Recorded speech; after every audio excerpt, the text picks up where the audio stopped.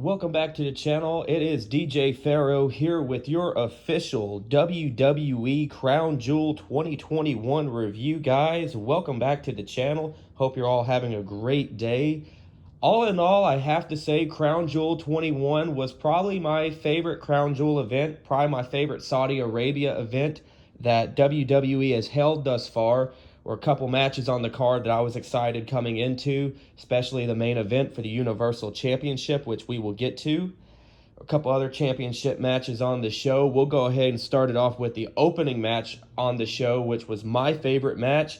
It was Edge versus Seth Rollins in a Hell in a Cell match, the first Hell in a Cell match in Saudi Arabia, and the 50th Hell in a Cell match in WWE history. So that was a nice little piece of trivia heading into this match. This is how I want to see the Hell in a Cell gimmick done, is sporadically throughout the year to blow off a big feud, not as a pay-per-view event itself. Very much like TLC, I don't think it should be a pay-per-view event by itself, nor will it be this year in December. There will be no WWE pay-per-view in December. The next one is Survivor Series next month, and then we roll into Day 1 and the Royal Rumble in January. But yeah, Edge versus Rollins in a cell match had a great open, great hot start to it. A lot of weapons involved. Of course, Edge being involved in the match, you knew you were going to see tables, ladders, and chairs. This is Edge's only second Hell in a Cell match, his first all the way back in 2008 against The Undertaker. That was a fun match. Seth Rollins trying to wash that stank off of that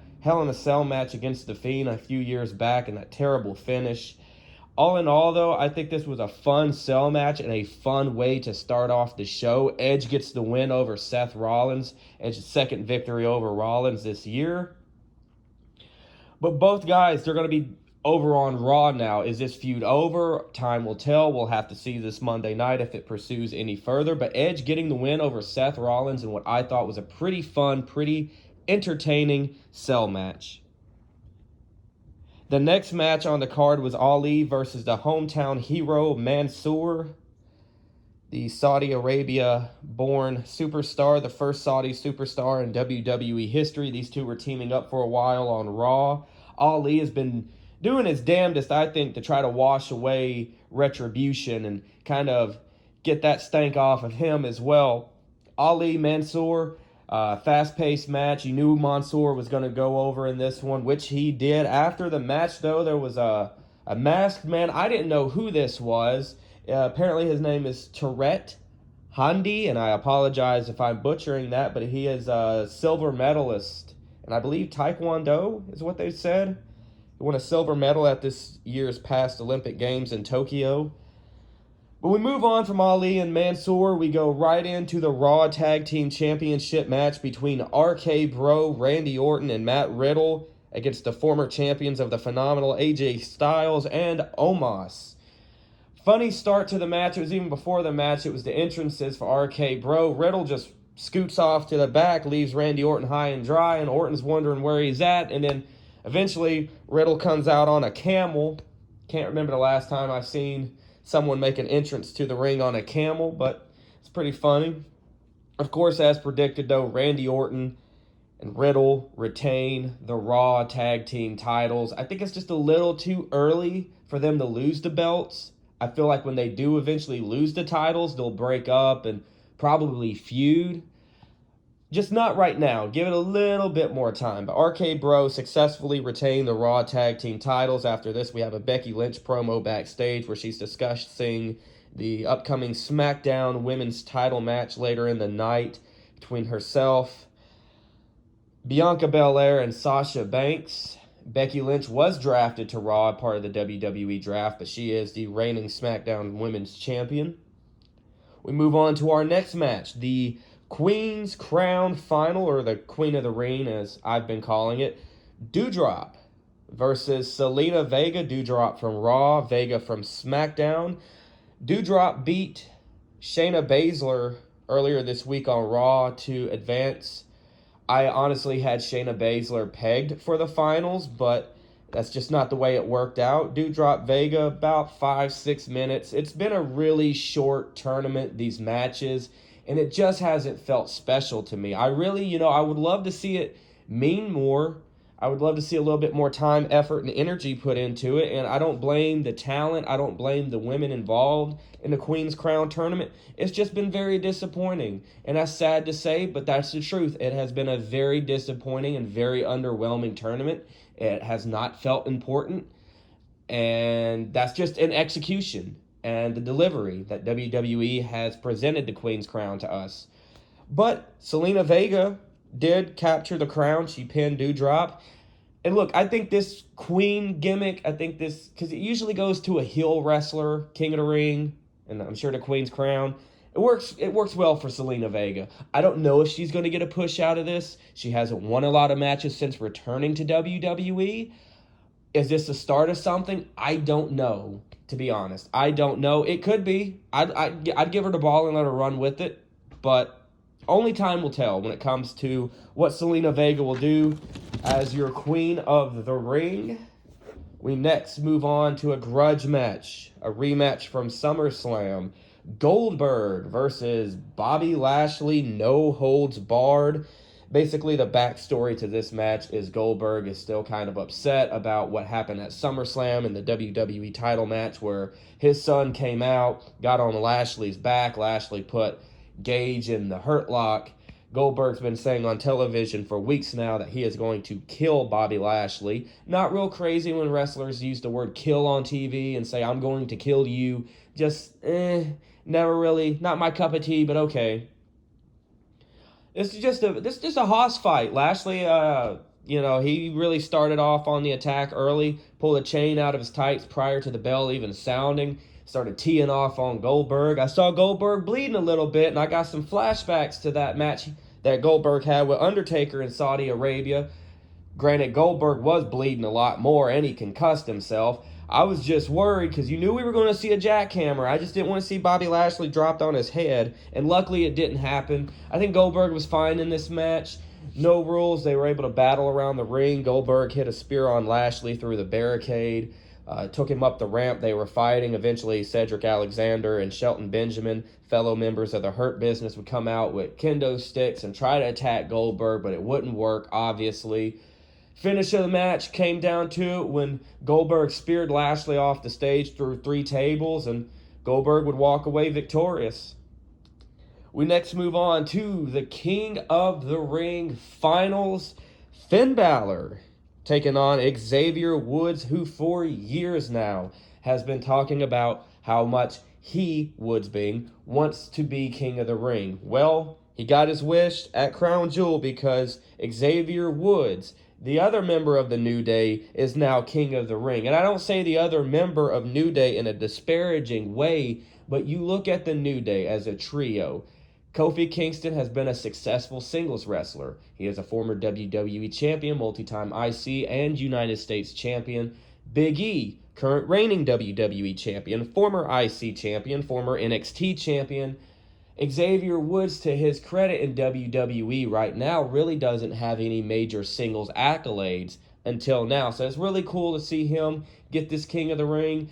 And if he's very passionate about it, as he appears to be, I'm expecting something entertaining or a possible entertaining run out of Xavier Woods with this whole King of the Ring deal.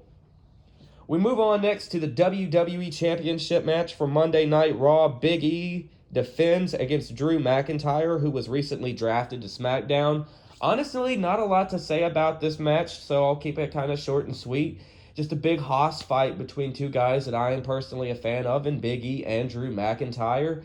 Going into this match, though, I knew Drew McIntyre wouldn't win the WWE Championship. You already have the Universal title on SmackDown. That's where it's going to stay.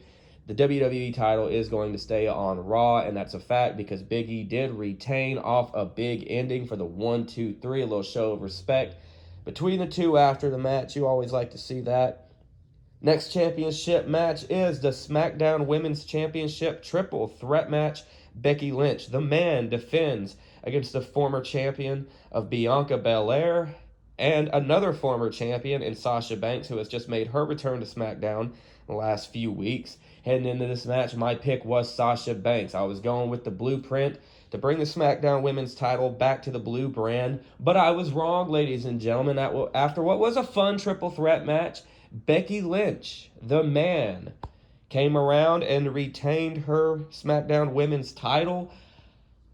I'm not real crazy about it, even though I do love Becky Lynch. I love all three of the women involved in this match. I think they're extremely talented. Either three could be a wonderful SmackDown or Raw Women's Champion for that matter.